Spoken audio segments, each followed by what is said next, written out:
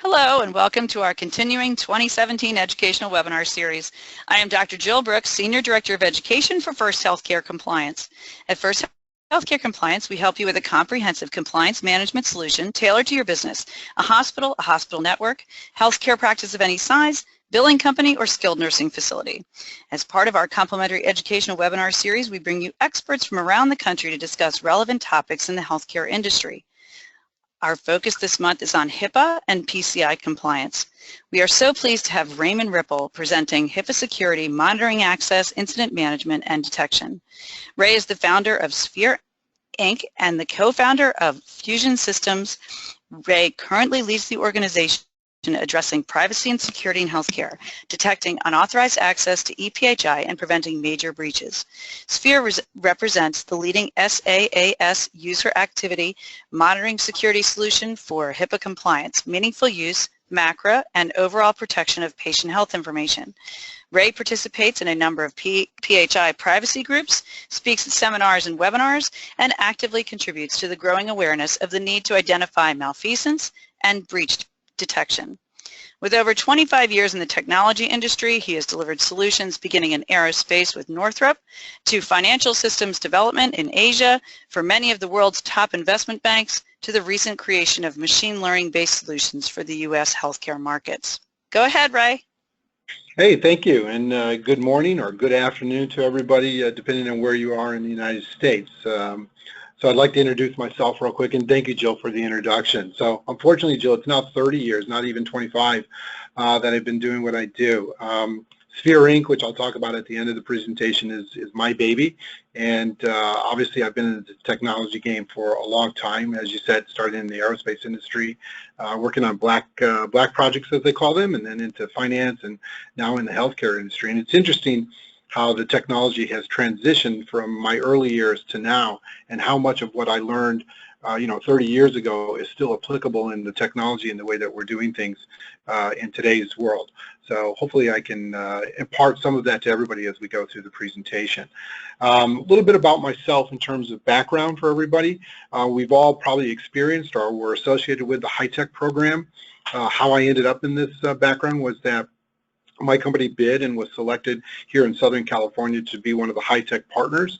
And so we worked with over 2,000 healthcare organizations, from very small private practices up to large clinical and hospital enterprise groups, organizations, to get them through the meaningful use process with consulting, technology consulting, and obviously everything around getting them through attestation. And that's really what led to the birth of the company SPHER Inc. And while I'm not going to go into that aspect of it, that just gives you some background of my understanding. I did spend time overseas, 18 years in Japan, 2 years in China. I speak Japanese fluently. My Chinese is so-so, mama hoo-hoo. And I think the last line is probably the most important. I'm a brother, I'm a husband and a father, and I'm a suffering Detroit fan. I love the Lions, and they suck as bad as any team can suck, and the Tigers are not doing good this year, so life is rough for me. But enough about me. Today I want to jump in and I want to talk to you a little bit about what we're going to learn. We're going to talk about PHI, we're going to talk about how to protect it, how to detect it, and what you can do as an organization to keep yourself out of any malfeasance and out of any harm's way. So I'm going to open by going over the security landscape and just giving you a sense of what's happening out there right now, some of the data points that you should be aware of. I want to talk about incidents and what incidents are and how you can identify them and what you need to do when you identify an incident. You'll have to ask yourself, how do we know an incident has occurred? And I'm going to give you some ideas on what you can do, whether or not you're using a product or you're using a manual process. We want to get into what you can do to protect that PHI. We'll talk a little bit about the privacy and security programs that are associated with your investigations. I want to differentiate between compliance, and Jill and I have had this discussion on numerous occasions with regard to compliance is not security. I'm going to focus on the security part of it, not on the compliance part of it, but you can't avoid talking about compliance when you're discussing security, and there's so much of it embedded in your security risk assessment and your systems activity reviews. I want to give you some methodologies that you can employ, and so what I've done throughout the presentation today is I've put little boxes next to some of my comments, and those boxes are really meant for you, whatever organization you're in, to go back and just make sure that you've done that or you have something similar to that bullet point in your organization that you can address. And as Jill again mentioned momentarily, if you want to reach out to me or anybody on my team after the call and ask us questions about any of those points or how you can do that, we're more than happy to assist you. Lastly, I want to talk about the people in the organization. Really, the reason I got involved in what I'm doing in healthcare is both from a patient perspective, but also from the individuals in healthcare who are responsible for taking care of PHI and securing the PHI. And I'm hoping that I can impart with you a little bit of my knowledge and what I've learned over the last 5 years. So I want to start with a poll question. I want to open this up and have everybody take a look at it. The first thing I want to do is just say, what security threat keeps you awake at night? We've got 5 categories here in terms of hacktivists, the hackers that we hear so much about. Phishing schemes, hopefully everybody's familiar with phishing schemes. What happens when some email that looks like an email, it might be from AT&T and telling you that you need to review your bill, but if you look closely, that the T is actually a plus, or it's from somebody else, and the L is actually an exclamation point. So just phishing, you need to be very, very careful about any email. One of the things I always tell everybody, just put your cursor over the click here and see if the return address is recognizable to who you received the email from. Ransomware, and I can already see that ransomware is pretty popular in the results here. Malicious insider, we're going to talk a lot about the people that you bring into your organization, not just employees, but also vendors.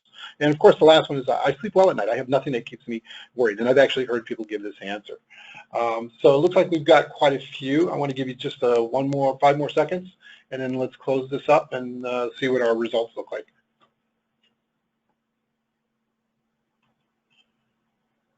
Let's display that. Share.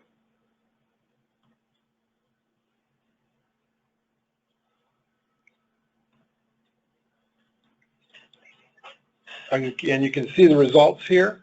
So it looks like, actually, I can't see the results. So it looks like we had 48% of the people, so roughly half of the listeners today believe that ransomware is the one thing that it keeps you awake at night. And I think that's reasonable, and I'm going to talk about that in my presentation. So let me move on, and thank you for participating in that and answering that question. I'm going to have one more for you as we go along here.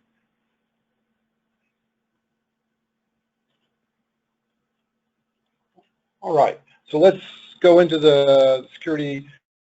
And I kind of predicted this was going to be the answer that you were going to give, that ransomware is the focus, because that's what you hear about the most in the media right now.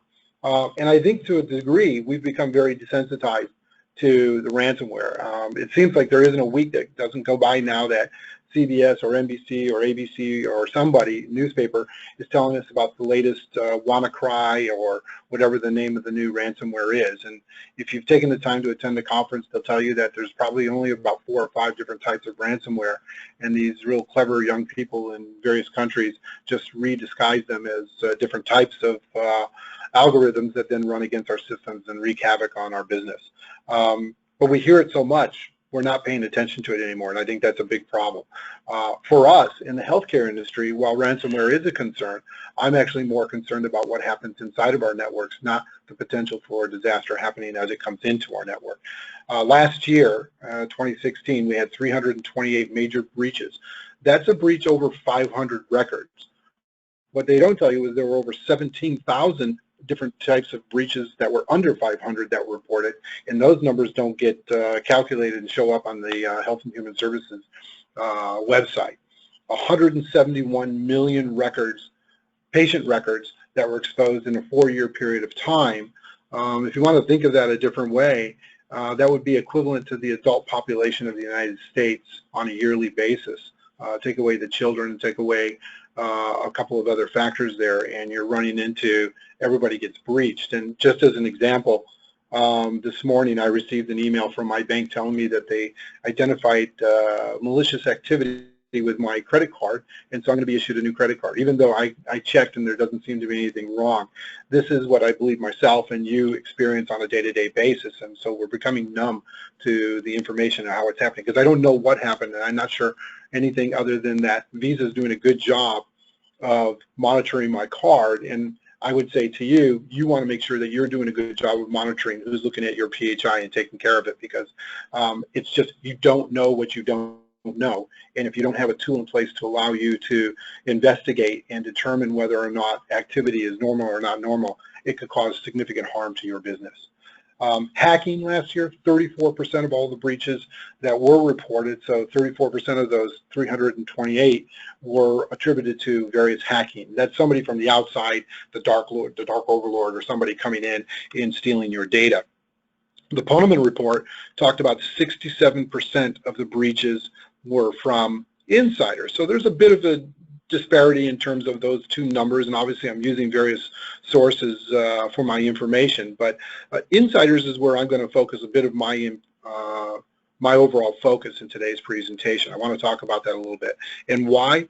The why is the next bullet point here. I had an opportunity to sit and listen to the cybersecurity executive from Microsoft, and she indicated that the perimeter had been breached. That was kind of her message. We have to use firewalls. We have to have encryption. We need to do everything that we can to protect our networks and to protect our applications. Yet the bad guys are getting in. Malicious hackers are getting into our system and they're wreaking havoc. And the problem is we don't know what's going on. So we've transitioned from this prevent them from getting in to now we need to start to detect, are they in there? And if they're in there, what are they doing? Because the they isn't always necessarily somebody from the outside. The they could be one of the people that you've hired as a consultant. It could be somebody that you brought in as a vendor. And in the worst case scenario, it could be one of your employees. I tell people, look, don't be overly concerned about OCR and CMS penalties. Let's be honest, there are over 1 million practitioners across the United States. If we start to slice and dice the segments of the market and we look at the number of actual audits that are taking place, none of us are overly concerned about that. And what's happening is there's so many reports that go into OCR and CMS that they have to follow up on. And that's what you need to be more concerned about, is if some patient goes in and starts complaining to CMS that, they felt that their records were breached or something happened to them and they attribute it to you, an alarm goes off at their office and all of a sudden you get a letter from one of their consulting groups telling you that you're going to be investigated. I think that's of a greater concern than being selected randomly for some type of an audit. But there are multiple types of audits that take place in the industry, and those are the things that I want you to be focused on. And moving forward, I don't think it's going to really come into play in 2018, but 2019 and 2020, we all need to start paying attention to MACRA and some of the reporting that we're going to have to do and the scoring that's going to be associated with that, because that's going to hit our bottom line. And so we want to be focused on what's happening there. My next slide is my favorite slide. It's what we believe and is what is reality. What we believe, quite honestly, is that somebody on the outside that we don't know, some bad guy in China or in Russia, two popular topics these days, are out there and they're trying to get into our system. And there's reasonable, plausibility for that, because as I speak to later, PHI is PHI. It doesn't matter if it's available in a small private practice or in a large institutional healthcare organization. That record is valuable and the same value on the open market from either organization. And we can all agree that the hospitals and the enterprise levels are probably better adapted and positioned to spend large dollars in order to protect their data. So these guys are targeting smaller organizations, mid-sized organizations that probably haven't invested as much in the technology in order to protect and know what's happening within their systems. The worst part is we go out and we hire the Mr. Snowdens. He's a consultant, he's highly trained, he's very educated. We bring him in and we give him full access to our systems, and we're all guilty of this, any industry, not just healthcare. And then we let them run amok without paying attention to what they're doing, as long as they're doing their job, quote unquote. But unfortunately, it turns around and bites us in the butt, and we end up being in the media for the wrong reasons.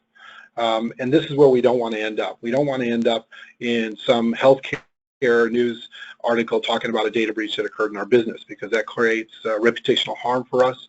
We have legal lawsuits. We have a number of class action lawsuits that will be coming down the port. And then at the end of all of that, OCR comes in and hits us with a fine that essentially puts us out of business.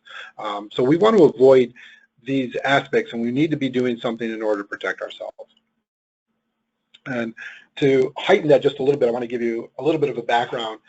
I selected these organizations because what they all had in common is they were not very, very large. Maybe the Memorial Healthcare System is a large enterprise with about 5 or 6 hospitals, but the others, I mean, in general were, 5 to 6 offices, some of them even smaller, and in each instance, it had something to do with stolen credentials, a disgruntled employee who was angry at the boss for being fired, so decided that they could steal data and sell that data.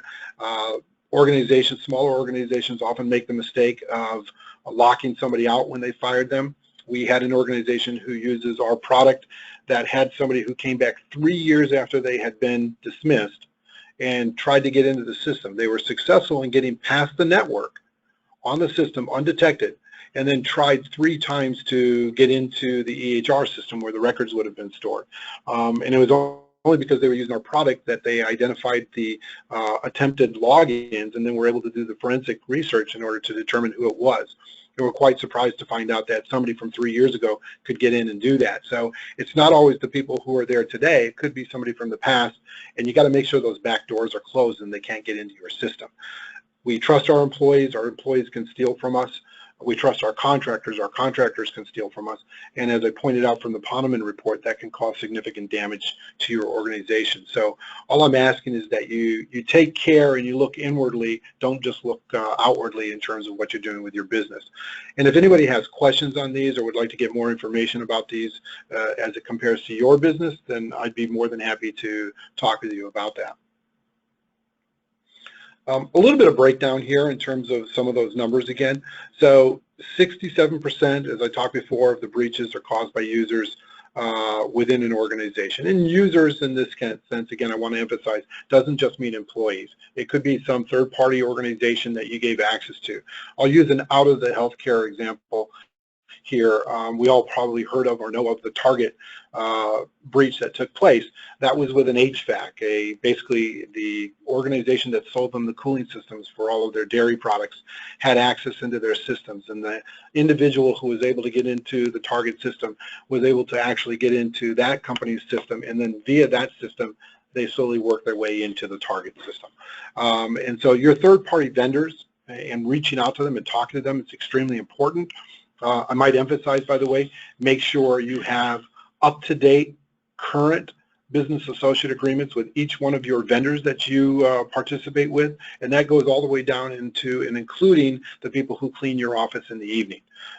We saw recently a OCR fine was levied against an organization when they went in to investigate accusation of malfeasance, found that that wasn't true, but as they were doing their audit, identified the fact that all of the business associate agreements at that organization were out of date and not current, and so they got fined for that in the hundreds of thousands of dollars.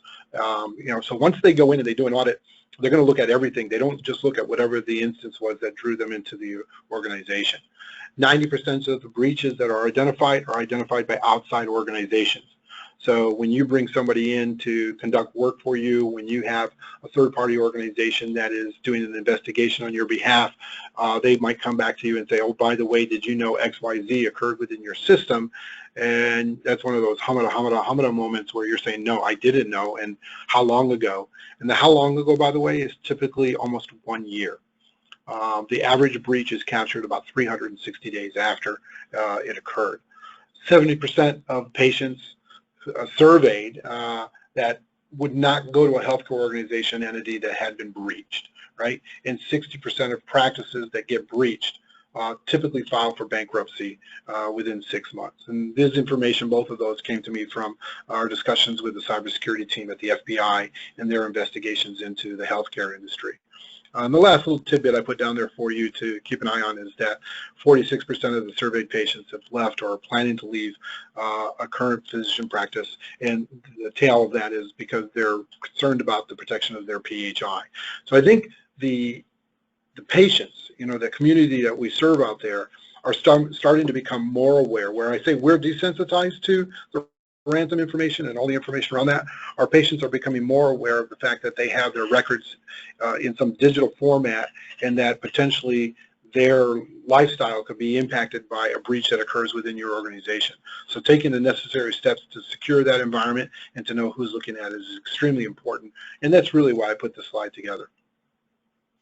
The next slide here is just a representation from a third-party group called Gemalto, and they do a breach index.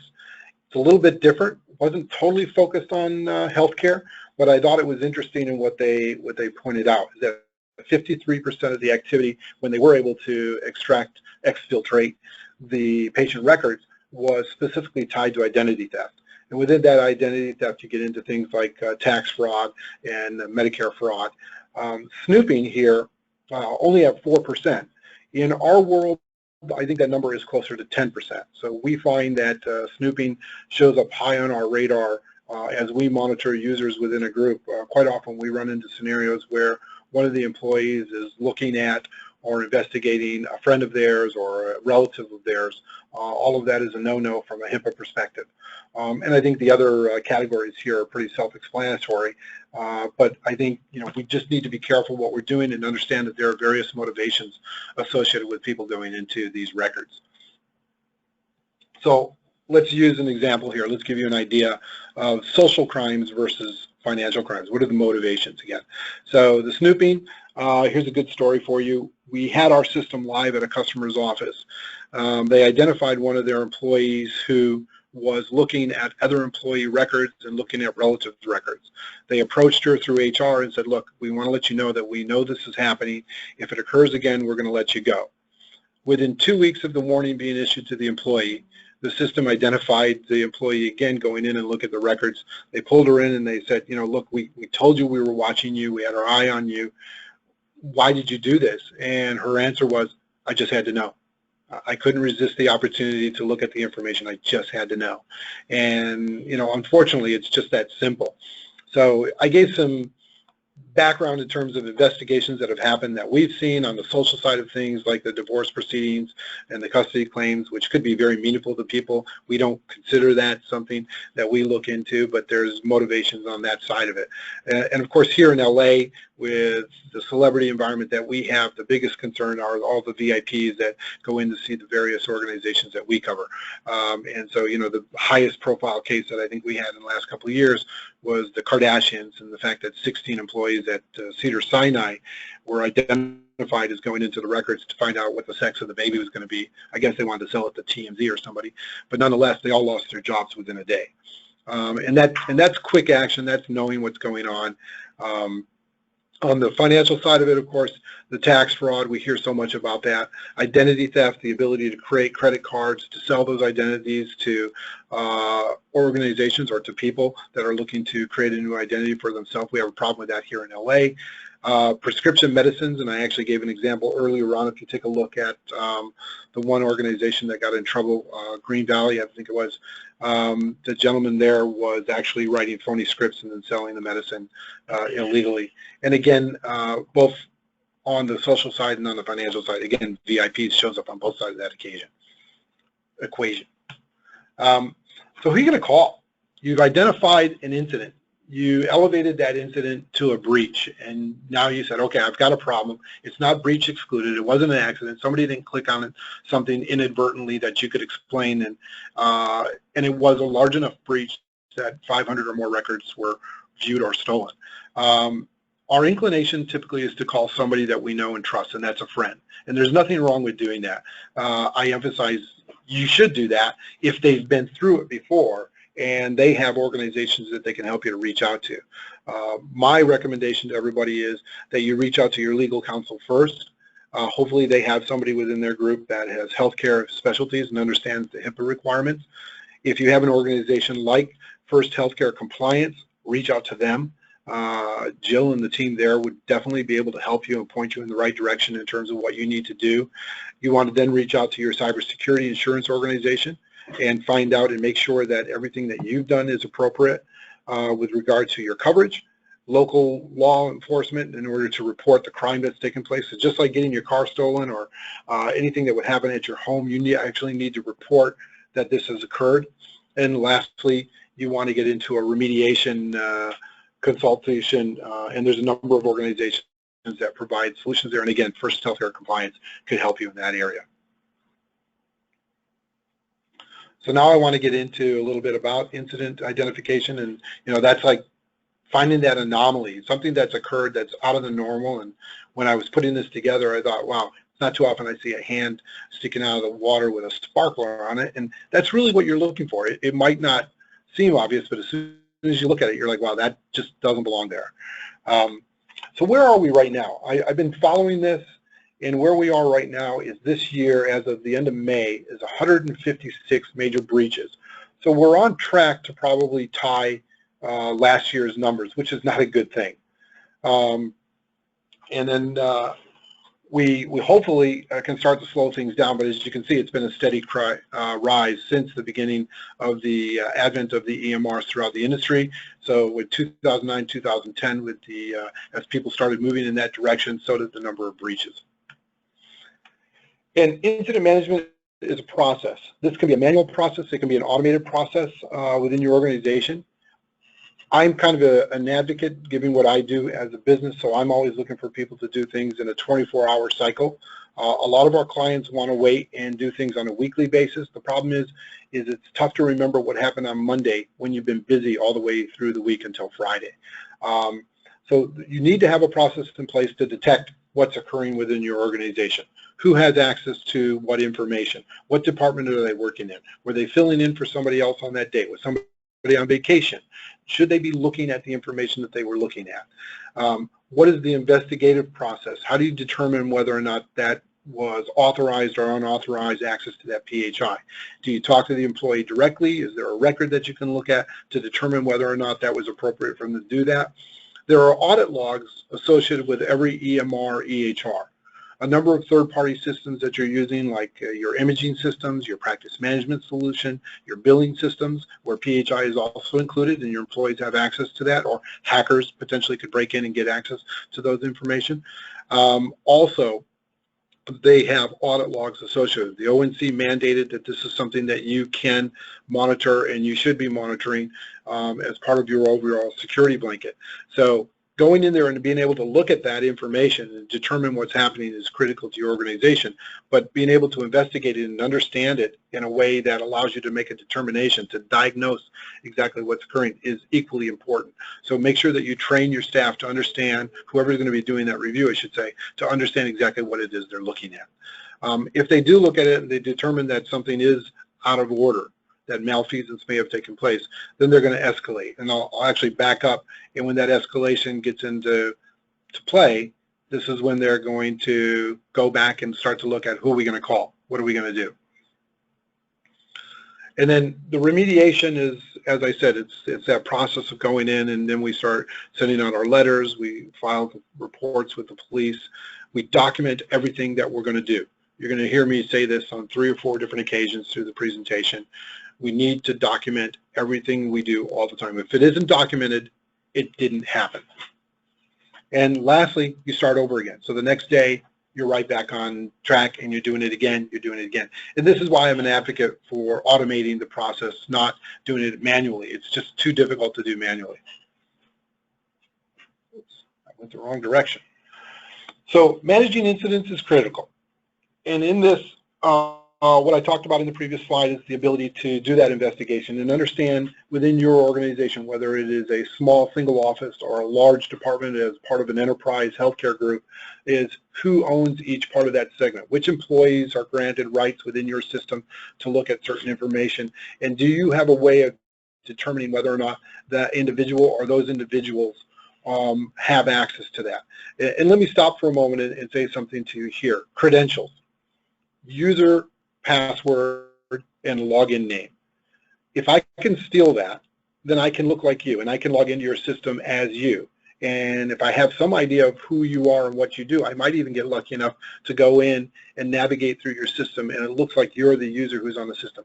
So just because you see Ray Ribble logged in at 12 o'clock and did the following actions that were associated with looking in PHI, that doesn't necessarily mean it was Ray Ribble who did that. So you've got to ask yourself, is that normal for Ray to be looking at that information at that time of day, and does that fit within the workflow that he does when he interacts with our patients and the patient records associated with their visit? And so planning and practicing what you're going to do, having some type of a model that you're working against is extremely important to protecting your business. I recommend an annual security risk assessment. Some people will do it every year and a half or so, but just have something that's normal in practice, and then work with your outside partner to make sure that you're actually going in, and once you've identified those gaps and vulnerabilities, make sure that you're working towards getting them rectified. Because as you're doing that, the market is changing, the technology is changing, and unfortunately the knowledge base of the people who are looking to conduct malfeasance against your systems is only getting better and getting more crafty. So if you're not constantly reviewing what's happening within your systems, you're probably going to get caught off guard and you're going to have a bad incident occur within your system. As you do your security risk assessment, as you plan and practice, you then need to go in and you need to update your policies and procedures. And that's an ongoing living document. It's just a point in time that you're going to continue to advance as you build it within your organization. So the 2016 version of your policies and procedures should have some changes vis-a-vis your 2017 version that you're going to put out this year, so on and so forth. Think of things in terms of timelines from a regulatory perspective, whether it's a high-tech program that you participated in the past, MACRA that's coming up in the future, anything that you're doing that's related to HIPAA, and talk to your consultants. But you look at things in blocks of 24 hours. Then you have, if you have to report, depending on what state you're in, it could be anywhere from 5 days to 60 days that you need to report a breach if that occurs within your organization. So that's something that I would advise everybody to make sure you have in your handbook, that you've taught your staff what that reporting function is going to be, and your privacy officer, your security officer should be knowledgeable of that information. And lastly, I'm going to advocate that you should be looking at some type of an auditing tool. I think mine's great, that you should use in order to provide visibility to what's occurring within your system. And again, I emphasize, just because it doesn't look like anybody's doing anything inappropriately doesn't mean that the person who logged in was who they say they were. And so quite often what we're looking for with our system and what we're looking for with our technology isn't somebody who came in from the outside. It's somebody who's on the inside that's posing as one of your employees and creating opportunities for them to exfiltrate patient data. So I want to go into my second poll question here, and this one is with regard to what method of monitoring are you using right now if you're doing anything. I found when we were on the high-tech program with the 2,000 organizations that we worked with that we had zero adherence at this level. After 4 years, we still had almost nobody who was doing any type of spot checking or manual checking of the records. There was just a great amount of confidence that the staff that they had wasn't doing anything and that nobody was coming into their systems because the firewalls were in place, encryption was in place, and so there was no way that anybody was going to get the data. I just don't believe that to be true, and I think that's naive on the part of our clients, and so we work really hard to educate our customer base on what they could do in order to protect themselves. Let's take a look at this. A few more seconds here. I want to go 1 minute, but right now I can see it's pretty even between our top three answers. Spot check, automated, and no formal process. Okay, let's close this out and let's display the results.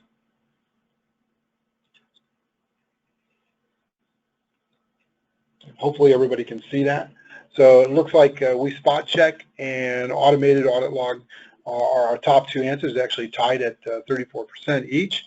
I think that's great. For those who spot check, the only thing that I can do there is tell you, make sure that it's a regular activity, and again, document it. If you're doing the spot checking, document it every time and have a set of records that are separated to show exactly what you're doing.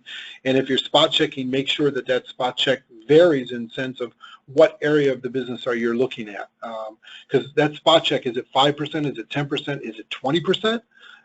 Remember, that means 95%, 90%, or 80% of the records aren't being looked at in that period of time as well. So an auditor will come in, and if you're spot checking, you're going to pass, but they want to see that you have a regular documented process associated with that. If you're using an automated solution, then you're looking at 100% of your environment, and you're safe, you're good, life is going to be okay for you, and you're going to know if something bad happens. No formal process in place, we should talk.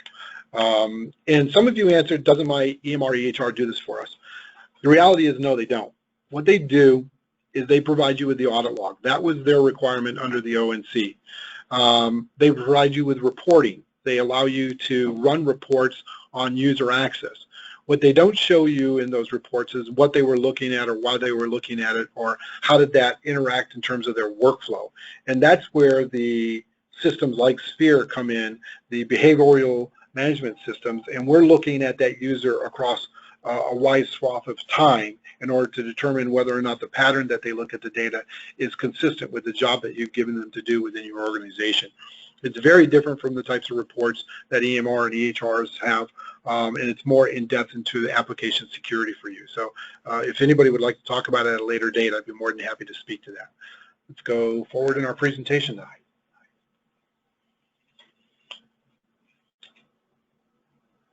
And I think everybody can see that. And let's go forward. So let me kind of change direction here and just talk about patient privacy versus patient care. I like this, kind of one of my favorites, is do no harm. Do no harm from a technology perspective versus from the medical perspective means protect your patients, protect their PHI. What we don't want to have happen is a patient comes into your office for a routine exam, and while they're there, somebody working for you or somebody from the outside comes into your system and steals their record, right? Identity theft. You know, I didn't go to the doctor to have my identity stolen. It's kind of the one of the jokes that we have here. But even worse is I didn't go into the doctor's office. My record was exfiltrated, and I have no idea that it happened, and you have no idea that it happened. And in fact, it's going to be that third party who comes in and does some type of a review for me, or when I do my next security risk assessment, that I identify that. And again, on average, that's 360 days after the fact. That means my medical record has been out there for 360 days, and it probably explains why the bank just called me and told me that there's unusual activity with my credit card, or even worse, I filed my tax return and I was denied because it said I'd already filed my tax return. And that's happened to a number of clients that I know of. The good news here is there are monitoring solutions that can be used. There are a number of great products that are out there on the market. I believe the one that we've built is appropriate for what you want to do, and I'll talk about that at the end of the presentation. So in terms of automated versus manual, I've laid out some issues here that you can look at. I don't want to spend too much time on this other than saying that it's proactive versus reactive. It's like looking out the front windshield of your car versus looking in the rearview mirror and seeing what's happened. If you have a proactive automated solution within your environment, then you're always going to be a step ahead, or in the worst case scenario, only 24 hours away from identifying any malfeasance that's taken place within your system. And I think that's where you want to be as an organization. So I would really emphasize to sit down with your security officer and with your compliance officers and find out if there isn't a way to get that type of technology implemented within your security infrastructure that you have at your office. You know, the three things I want to leave you with is protect, adhere, and mitigate. You can read the slides, you can see what these three pillars are about and understand what we're getting at. Protect your patients. Look at the HIPAA compliance, but not just HIPAA. It's HIPAA, it's HITECH, it's MACRA, it's MIPS. There's a number of criteria that are out there that are going to affect you. It's your cybersecurity clause that you may have within your cybersecurity insurance that's going to dictate what you need to do in order to make sure that if a cybersecurity event takes place, that your contract isn't null and void. And then if you take these steps, you're mitigating that risk associated with any type of a penalty or a fine that could come from OCR or CMS. Again, I talked about desensitization that happens when a breach occurs. You know, we're too used to talking about it. Here we are talking about it yet again on this presentation. It happens because people have access to email. Quite often they're smart enough to figure out how to get their own personal email into the system.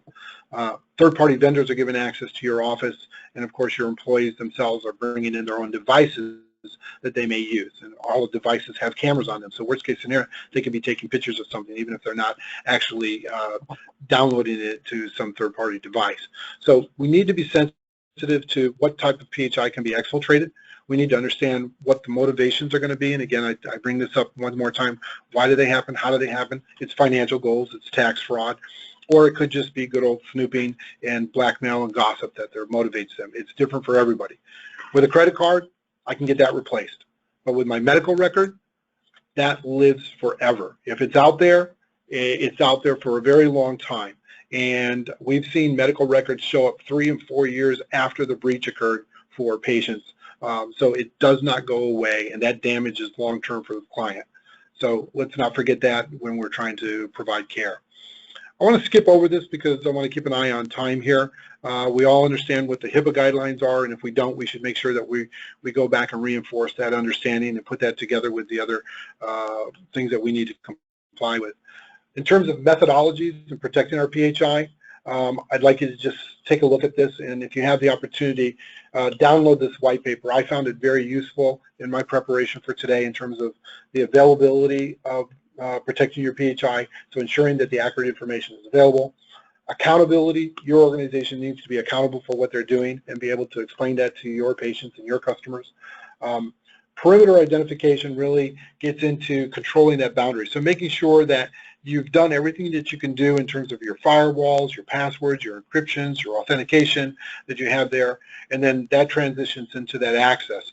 What are your employees allowed to see? Have you partitioned your system such that an employee who is in the front office shouldn't be looking what's happening in the back office? And if so, when they're doing that, you should have some way of being alerted to that transaction so you can review it and make sure that when they are looking at that information, they're doing so under an environment that you have knowledge. And lastly, it's comprehensive. It's having a plan from the very beginning to the very end in terms of how people are looking at data and managing data. The old days of putting the file in the wall are gone. We've now put it in the cloud. We're trusting those cloud partners to protect us, and I think that's important, and I think they've done a good job. But nonetheless, the burden of proof falls on us as organizations to make sure that we've protected the PHI. So how do I contribute? Well, you do that by training your staff and educating your staff on a constant and regular basis.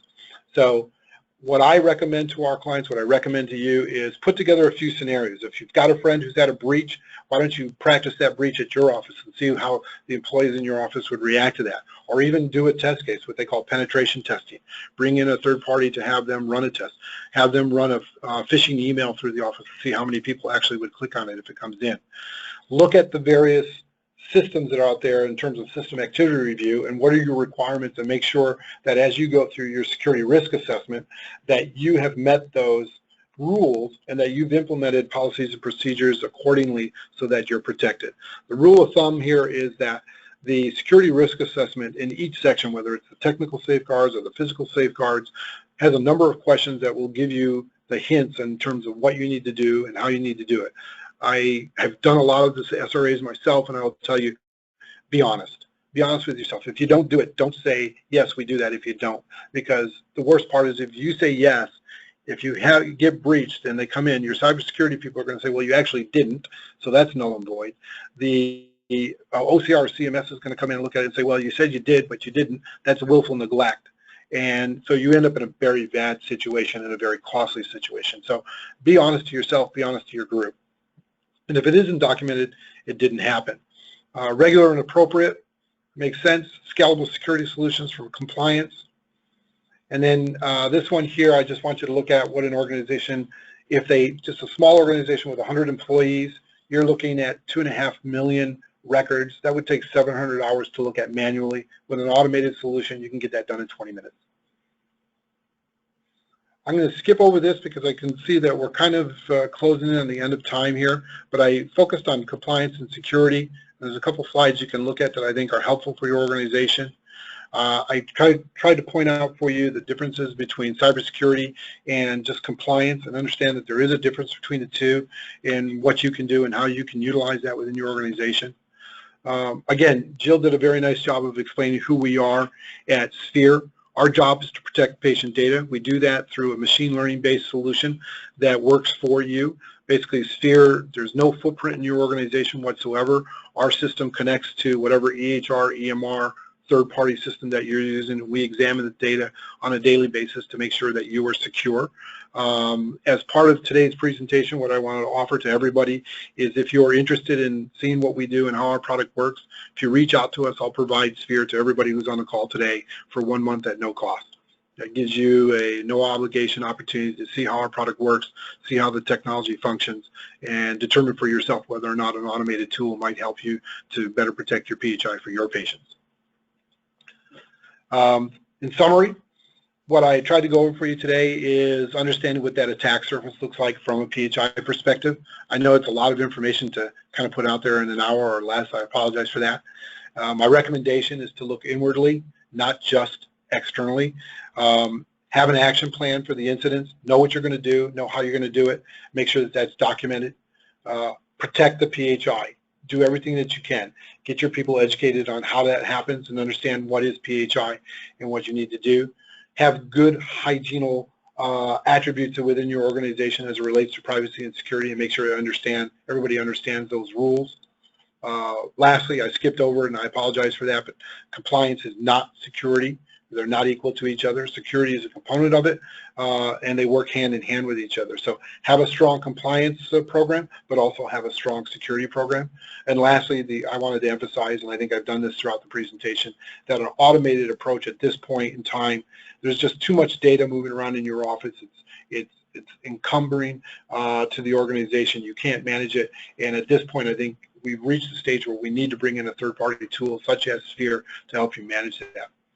With that, I'd like to turn it back to Jill and open up to everybody for question and answer. And thank you very much for your time today. Thank you, Ray. We do have a couple of questions. One of the attendees is a HIPAA consultant, and she's asking what you think about breach insurance. Breach insurance, okay. So I actually had an opportunity to attend the Advisen conference earlier this year and sit through a number of presentations on that subject. I'm a believer in it. I just think that today you're running into situations where a cybersecurity breach can occur through a number of different indices, whether it's the outsiders coming in or the insiders who already have access. As I emphasized in the presentation, cybersecurity insurance is important, but what they talked about to the insurance industry was to emphasize to their customers that they need to make sure that they are adhering to the rules in order to make sure that they don't become disqualified from the use of this. Does that make sense, Joe? They don't want to be qualified with the use of their insurance. So if you're going to pay for it, make sure you've done everything to make sure that if it occurs, you're going to be covered. I guess that's the cleanest way for me to answer that question. Okay. What types of breaches are the OCR CMS auditors looking for?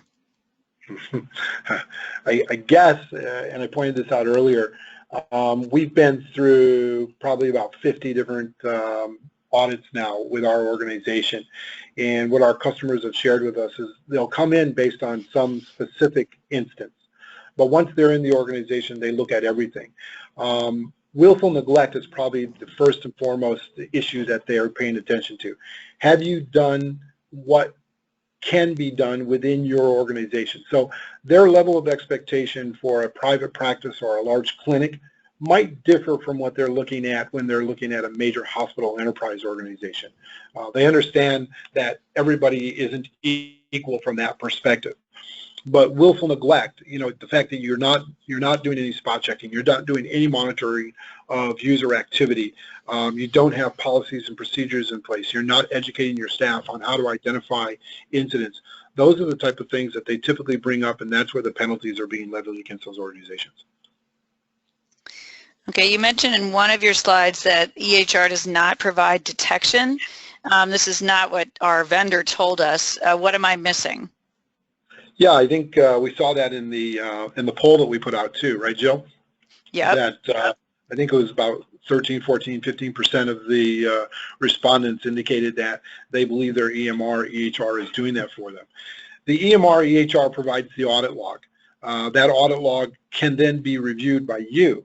And by the way, the audit log is generated in a lot of different ways. So there's one organization that provides an audit log that only shows 50 records at a time. Other organizations allow you to download anywhere from the last day to the last week to the last month. The organizations have very limited archive time, so they might only have information for the last 10 days, the last 30 days, in the best case scenario, the last 90 days. Whereas if you automate with a tool like SPHER, basically we retain all the information associated with all of your audits that we conduct for you for a 7-year period of time. So if somebody comes back 360 days after and claims that somehow they were breached from your office, you have the ability to go back and forensically look at all of the information associated with that individual's activities and review it and provide, documented resources to show that it didn't happen. With the EMR and with the EHR, you would not be able to do that. And that's really what it comes down to, is the burden of proof that's associated with an investigation that happens after the fact. Okay, and you also mentioned the reporting regulatory timelines. Can you just touch on that again? Sure. What I'd comment on there was the fact that across the United States it varies. California is 5 days from the date that you basically identify the breach. So I always say be very, very careful. Once you've identified the breach, the clock is ticking. And that's the first thing that the auditors will come in and ask you is, when did you identify that? Show me the systems that you used to identify. That's the clock that they measure by. So in California, we're 5 days. In other part of the United States, they operate against the federal model, which is 60 days. So it's going to be somewhere between 5 and 60. The best thing to do is for each of our listeners is to go and reach out to your state regulatory groups and find out what is that mandated reporting date for your state, and that'll tell you what you're operating against. Okay. Can you touch on encryption, use of encryption? Sure. That's a whole presentation. Encryption, I guess when you talk about encryption, we're talking about encrypting the patient data and the PHI files as we're moving them around or sharing them, or in our case, uploading them into the cloud, or basically interacting with your EHR. So encryption exists at multiple levels. With medical devices, there's encryption, but you need to be careful. So if you're using a number of third-party medical devices in your office, and when you bought them, the OEM told you that they were encrypted, I might ask you to just add a checkbox to your list and go back out there and make sure that on an annual basis or quarterly basis, one of the questions you're asking that firm is, have we updated the firmware for the latest and greatest patches that will protect us against any malfeasance? So there's encryption that's available from them, but it's something you can't do yourself. You or your IT person can go in and encrypt your laptop, but you're not able to go into those devices and do that. It takes the OEM to do that. The encryption that exists when you're transferring data in your HIE or to a system like SPHER, there's various levels of encryption that take place there. Some of the cloud vendors that are out there do provide encryption, so you should have that as one of your key questions that you're asking any of your vendors who are hosting data for you, is to give you a plan of that encryption and include that encryption plan in your policies and procedures. So you should have a section in there that says, here's my medical devices, here are my third-party vendors, and here are the encryption plans that I have associated with each one of those groups, and here's how the updates occur within each one of those groups. So I know it sounds technical, but right now the point here is to protect yourself and to make sure that the data that you share or that you move around is in fact locked down to as much as possible. Hopefully that answered that question, Joe. Okay. And you touched on the business associate agreements. How often do you think they should be updated? Good question. I might put that question to you. Yes. Yeah. We recommend annually that they should, be checked to be sure that they are up to date. We do an annual check here. So let me use our organization as a good sample set here. So we update our BAA with all of our customers across the United States on an annual basis. So as their contracts go for renewal, we automatically update the BAA with that. And I think that's a good practice for everybody to have. I agree. Do you recommend the book that you mentioned on your slide, For the Record, Protecting Electronic Health Information?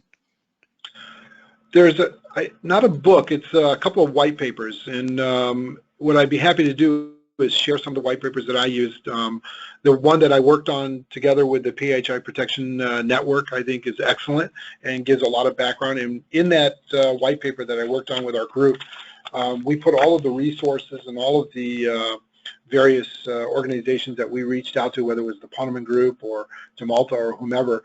All of those sources are in the white paper so that you have the ability to look at them and go and access all of that information as part of your research. Okay.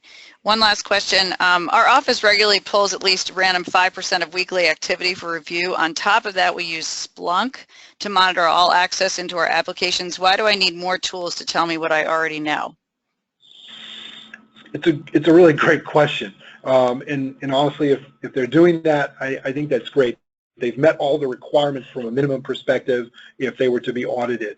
I always kind of take the transverse. If you're only looking at 5%, then you're not looking at 95%, and that's a lot of risk associated with your group. Let's use Splunk or NetIQ or QRadar, various products out there that are what we call SIEMs, Security Information Event Management tools. They're very good at monitoring what's happening at the network level. They tell you who knocked on the door and is going into the application. Unfortunately, they don't tell you what's occurring inside the application from a workflow process, from a data access process. So that's where tools like SPHER come in, and SPHER is telling you once the individual logs in, what did they look at, how long did they look at, and is that consistent with their profile within the system? And that's something that you want to know. Is Ray doing what he's supposed to do? Is it consistent with his profile and his user access to the system?